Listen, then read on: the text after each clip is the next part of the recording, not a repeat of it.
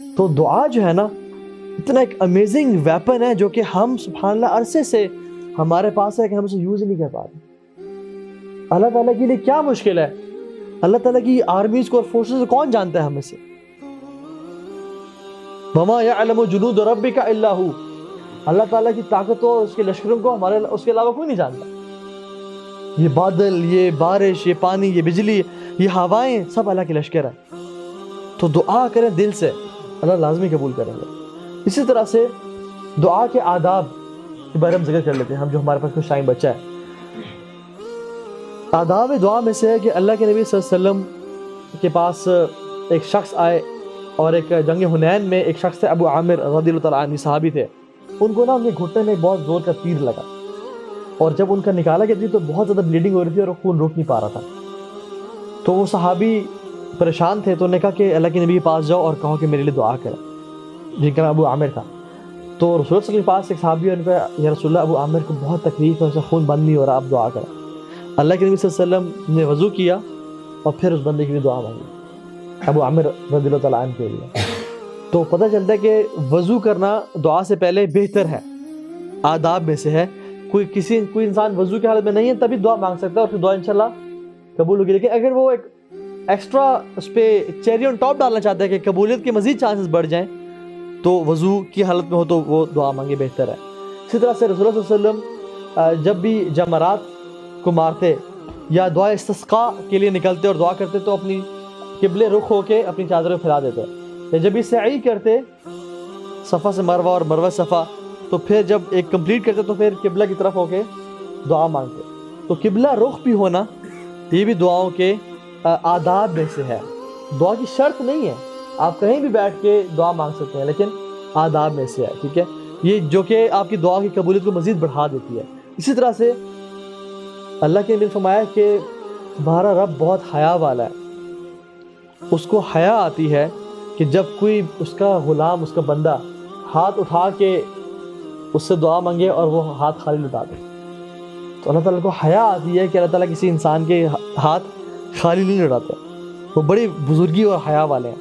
Imagine کریں ایک فقیر شخص آپ سے عاجزی سے ہاتھ اٹھا کے مانگ رہا ہے. ہم جو کہ خود فقیر ہیں اور غریب ہیں اور بالکل ناکارے ہیں، نہ ایمان ہے نہ کچھ ہے ہمیں بھی ترس آئے تو ہم کچھ نہ کچھ دے دیتے ہیں اسے کہ اس نے ہاتھ پھیلائے میرے سامنے. تو جو مالک الملک ہے اور بادشاہوں کا بادشاہ ہے اور جسے خزانے اتنے کہ اندازے ہی کوئی نہیں، اس سے جب اللہ کوئی انسان ہاتھ اٹھا کے دعا مانگتا ہے تو اللہ کی بھی نے کہا کہ اللہ کو حیا آتی ہے کہ وہ ان ہاتھوں کو خالی لٹا دیں. تو اس لیے وہ خالی نہیں لٹاتے اور اس کو لازمی کچھ نہ کچھ دیتے ہیں. اور اللہ کے نبی صلی اللہ علیہ وسلم اپنے ہاتھوں کو اپنے کندھوں کے برابر اٹھاتے اور اپنے ہاتھوں کی ڈائریکشن تھی وہ اپنے چہرے کی طرف کرتے ہیں. His palm hand used to face his face. ٹھیک ہے، صلی اللہ علیہ وسلم. اسی طرح سے دعا شروع کس طرح کرنی چاہیے؟ توبہ استغفار سے. سب سے پہلے اپنے گناہوں سے توبہ مانگنی چاہیے. آپ سلیمان علیہ السلام کو دیکھیں نا، انہوں نے کیا دعا مانگی؟ رب اغفر لی وہب لی ملکا، کہ اللہ مجھے معاف کر دے اور مجھے ایسی سلطنت دے جیسی تو نے آج تک کسی کو نہیں دی. کیونکہ جیسے ہی انسان نے اپنے گناہوں سے توبہ مانگی، اللہ نے اس کی گناہوں کو معاف کر دیا اور اللہ سے راضی ہو گیا. اب اللہ راضی ہے، اسے جو مرضی منوا لو. اور فوراً سے اللہ سلیمان نے کیا دعا کی؟ کہ اللہ مجھے معاف کر دے، رب اغفر لی. اور پھر دعا اللہ کی شان، مطلب سبحان اللہ. دیکھیں ایک شخص ہے، وہ کسی لاکھ پتی سے کچھ مانگتا ہے تو وہ لاکھوں میں یہ کچھ تھوڑا مانگے گا نا. لیکن ایک شخص جو کہ پریزیڈنٹ کے پاس جائے، جس کے پاس جو بہت رچ بھی ہے، اس کے بزنس بھی ہے، سب کچھ ہے اس کے پاس، تو وہ اسے کہے مجھے میرے ادارے کے لیے 20 روپے چاہیے مجھے، سو شرم نہیں ہے کہ کس سے مانگ رہا ہے تو نا. تو جتنا انسان کا اسٹیچر ہوتا ہے اتنی بڑی دعا مانگنی چاہیے. کسی بادشاہ کے پاس آپ جائے کہیں گے مجھے 200 روپے چاہیے تھے، میں آپ کے پاس لے آیا. انسان مناسب نہیں لگتا. تو جب اللہ رب العالمین کے سامنے انسان دعا مانگے، اور تو چھوٹی چھوٹی دعا بھی مانگنی چاہیے اللہ کے سامنے، کیونکہ وہ ہر چیز کو پورا کرنے والا ہے، کیونکہ ہم اسی کے محتاج ہیں. لیکن انسان بڑی سے بڑی دعا مانگے تو اپنے دعا کے جو سینڈز ہیں ان کو بھی ریز کر لیں. سلیمان علیہ السلام نے کیا دعا مانگی؟ ان سے جو غلطی ہوئی کہ گھوڑے کی وجہ سے ان کی نماز میں ڈیلے ہو گئی، and he was fascinated by the horses. ٹھیک ہے، تو انہوں نے کیا؟ رب اغفر لی وہب لی ملکا، یا اللہ مجھے معاف کر دے اور مجھے اب تو نے معاف کر دیا، مجھ سے راضی ہو گیا ہے اور میرے گناہوں کو نیکیوں بدل دیا ہے، تو مجھے ایسا ملک دے جیسے تو نے آج تک کسی کو نہیں دیا. اور اللہ تعالیٰ نے دعا قبول کی اور دیا ان کو ایسے میں. ٹھیک ہے, تو اسٹارٹ بائی میکنگ استغفار. ٹھیک ہے, اسی طرح سے استغفار سے پہلے اللہ سبحانہ و تعالیٰ پہ حمد و ثنا, اللہ تعالیٰ کی تعریف اور نبی کریم صلی اللہ علیہ وسلم پہ درود پڑھنا. ایک صحابی آئے اور انہوں نے آتے ہی ہاتھ اٹھایا, دعا مانگنا شروع کر دی, یا اللہ مجھے یہ دے, یا اللہ مجھے وہ دے, جیسے ہم لوگ یا اللہ پاس کر دے, یا اللہ یہ پیسے دے, یا اللہ رزق دے دے, کوئی حمد و ثنا اور درود. تو اللہ کی نے کہا کہ عجلت, تو نے جلدی کی ہے, تو یہ چاہیے تھا کہ اللہ کی تعریف بیان کر, میرے پہ درود پڑھ اور پھر دعا مانگ. علی بن ابی طالب کہتے تھے کہ جو شخص اللہ کے نبی پہ درود نہیں پڑھتا نا دعا سے پہلے, اس کی دعا قبول نہیں ہوتی. So it's very important to praise Allah subhanahu wa ta'ala and to recite and send blessings upon Muhammad sallallahu alaihi wasallam and then make dua. دعا کی قبولیت کے چانسز بہت بڑھ جاتے ہیں جب انسان یہ کام کرتا ہے. اور اللہ کی تعریف بہت ساری دعائیں ہیں, ابھی ہم آگے ذکر کرتے ہیں, چلے میں ابھی بتاتا ہوں انشاءاللہ. ٹھیک ہے, لیکن اللہ تعالیٰ کی تعریف بیان کرنا. اسی طرح سے نیور سے کہ یا اللہ اگر آپ چاہیں تو یہ قبول کر لیں, کبھی نہ کہیں یا اللہ مجھے دے دیں, اگر آپ چاہیں تو یہ قبول کر لیں, کبھی ایسا نہ کہیں. کیونکہ حدیث میں آتا ہے لگنے گا کہ کوئی شخص اللہ تعالیٰ کو مجبور تو کر نہیں سکتا. تو کہہ سکتے کہ اللہ اگر آپ نہ بھی چاہیں تبھی دینا آپ نے, کوئی شخص اللہ کو مجبور نہیں کر سکتا. اللہ تعالیٰ جو چاہتے ہیں خود کرتے ہیں. تو ڈونٹ سے کہ اگر آپ چاہیں تو قبول کر لیں, یا دعا کرتے ہوئے انشاءاللہ نہیں بولنا چاہیے. کبھی کبھی انسان کے منہ سے نکل جاتا ہے انشاءاللہ کہ نہیں بولنا چاہیے اس کو. ٹھیک ہے, کہ اگر آپ چاہیں. دعا کیسے مانگنی چاہیے؟ ادعوا اللہ وانتم موقنون بالاجابہ. دعا اس طرح مانگو کہ تمہیں یقین ہو وہ قبول ہوگی. اللہ کی میں نے خود فرمایا, حدیث ہے کہ دعا تم اس طرح مانگو کہ جس طرح تمہیں سچے دل سے یقین ہو کہ وہ قبول ہونی لازمی ہونی. اور اللہ تعالیٰ خود کہتے ہیں کہ انا عند ظن عبدی بی, میں اپنے بندے کے گمان کے مطابق ہوں جس طرح مجھ سے وہ گمان کرتا ہے.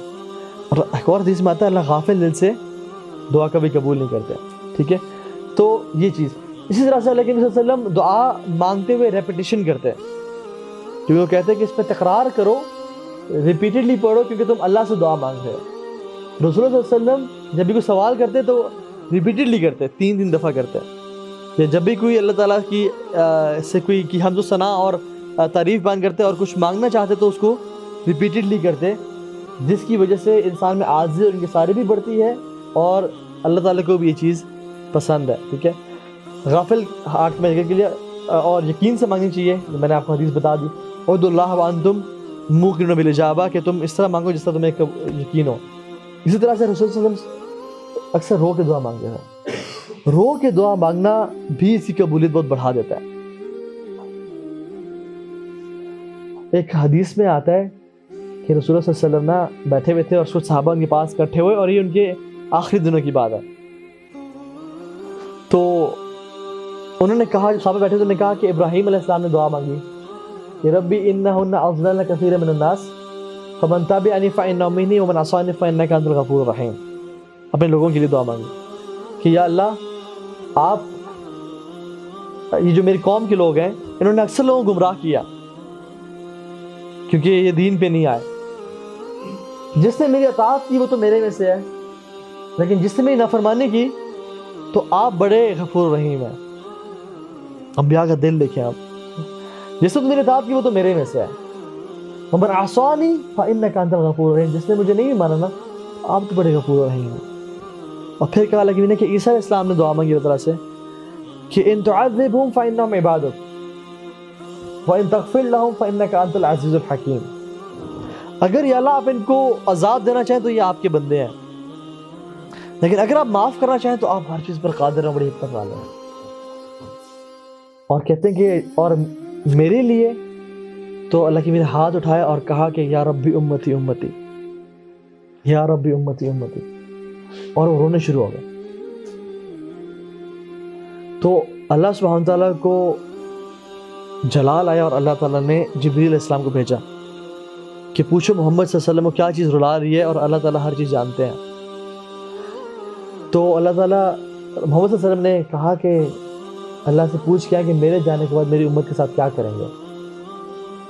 تو جبریل گئے اور جبریل نے اللہ تعالیٰ سے پوچھا اور اللہ تعالیٰ نے جواب دیا اور کہا کہ بتایا کہ اِنَّا سَنُرْضِيكَ فِي أُمَّتِكَ وَلَا نَسُوءُكَ, ہم آپ کو آپ کی امت کے حوالے سے راضی کر دیں گے اور ان کو کبھی بھولیں گے نہیں. اور اللہ کے نبی رو رہے تھے اس حالت میں. اب یہ اس سے دو چیزیں ہمیں سمجھ آتی ہیں سبحان اللہ. ایک تو رونا دعا میں، عاجزی انکساری اختیار کرنا، اور دوسری بات اللہ کے نبی صلی اللہ علیہ وسلم کی ہمارے لیے دعا. واللہ اگر ہم ساری زندگی بھی سجدے میں گزار دیں کہ ہم اللہ کے نبی کی امت میں سے ہیں اور انہوں نے جو ہمارے لیے دعائیں کی، ہم شکر ادا نہیں کر سکتے. تو کبھی کبھی نا 2 نفل پڑھیں شکرانے کے کہ الحمدللہ ہم امت محمدیہ میں سے ہیں، جن کی تعریف، جن کی عظمت، جن کا پاک ہونا اللہ تعالیٰ نے خود بیان کیا، جن کی نگاہوں کا پاک ہونا، وما زاغ البصر وما غوا، خود بولا. جن کی زبان کی پاکیزگی، وما ينطق عن الهوى ان هو الا وحی یوحی. جن کا جو ہے نا جلسہ اور جن کی پریزنس اللہ تعالیٰ نے پاک قرار دی، جن کی امت کے بارے میں کہا کہ کنتم خیر امت اخرجت للناس. محمد صلی اللہ علیہ وسلم یہ وہ ہستی ہیں کہ جنہوں نے ہمارے لیے دعائیں کی، اور اللہ تعالیٰ نے کہا کہ انا سنرضیک فی امتک ولا نسوء، ہم آپ کو راضی کر دیں گے آپ کی امت کے معاملے میں اور ہم ان کو بھولیں گے نہیں.